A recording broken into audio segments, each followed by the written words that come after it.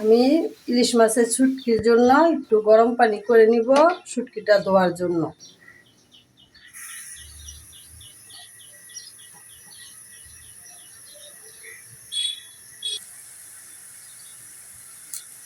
এই নোনা শুটকিটার মধ্যে অনেক লবণ থাকে, আমি তার জন্য এই গরম পানিটা করে ধুয়ে নিব।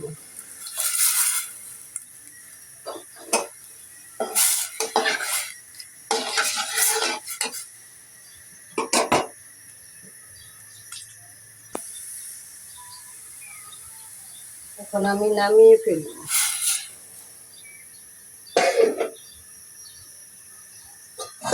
কড়াইটা বসিয়ে দেব।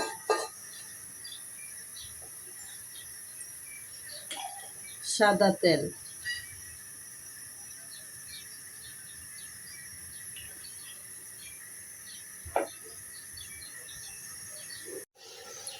তেলটা গরম হয়ে গেছে, এখন পেঁয়াজ কুচিটা ঢেলে দেব।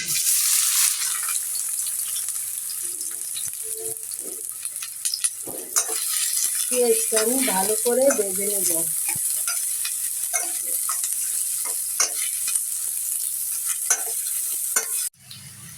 পেঁয়াজটা আমি হালকা করে ভেজে নিয়েছি।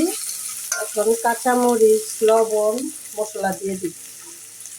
কাঁচামরিচ চিড়ে নিয়েছি 7-8টা।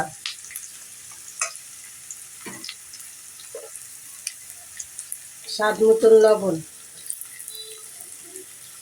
লবণ অল্প দিবেন কারণ শুটকিটার মধ্যে তো লবণ আছে।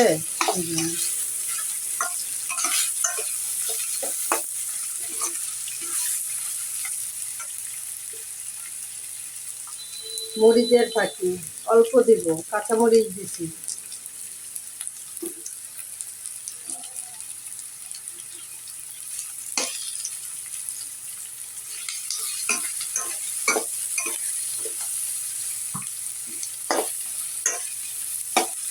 আদা রসুন পরিমাণ মতো,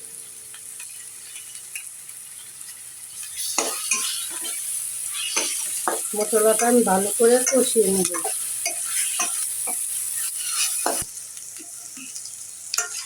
মশলাটা আমি ভালো করে কষিয়ে নিয়েছি, অল্প করে পানি দিয়ে দেব।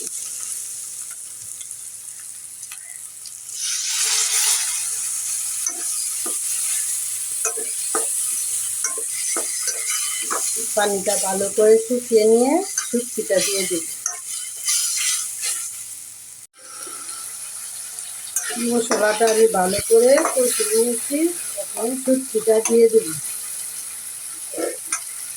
শুটকিটা ভালো করে ধুয়ে নিয়েছি, না হলে লবণের কটাটা বেড়ে যাবে।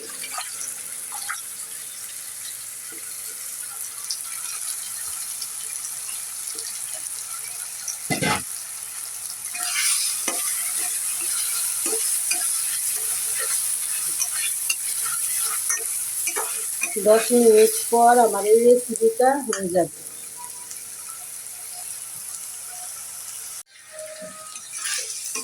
আমার এই রেসিপিটা হয়ে গেছে, এখন নামিয়ে পরিবেশন করব। দেখতে থাকেন বন্ধুরা। বন্ধুরা, আমার এই রেসিপিটা যদি আপনাদের ভালো লেগে থাকে কমেন্টে আমাকে জানাবেন। লাইক, শেয়ার, সাবস্ক্রাইব করতে বন্ধুরা ভুলবেন না। খোদা হাফেজ।